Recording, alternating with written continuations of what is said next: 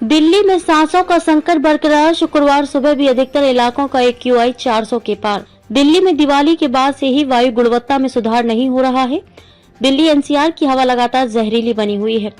बात अगर शुक्रवार की करें तो आज सुबह से ही कई इलाकों में AQI 400 या 400 के पार बना हुआ है। इससे लोगों को जहां सांस लेने में तकलीफ है तो वहीं आंखों में जलन के मामले 40% तक बढ़ गए हैं।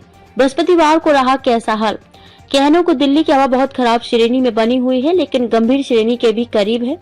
बृहस्पतिवार को भी कमोबेश यही स्थिति बरकरार रही। राजधानी के 14 इलाकों का AQI 400 पार यानी गंभीर श्रेणी में रिकॉर्ड किया गया। अगले 2-3 दिनों तक दिल्ली को प्रदूषण से राहत मिलने के आसार भी नजर नहीं आ रहे।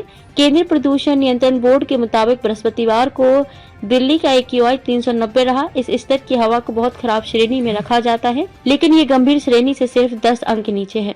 बुधवार को थी ऐसी स्थिति। एक दिन पहले बुधवार को ये 395 रहा था, यानी 24 घंटे के भीतर 5 अंकों की मामूली गिरावट आई। बवाना दिल्ली का सर्वाधिक प्रदूषित इलाका रहा, जहां का AQI 443 रहा, जबकि दूसरा नंबर जहांगीरपुरी का रहा। यहाँ का AQI 333 दर्ज किया गया।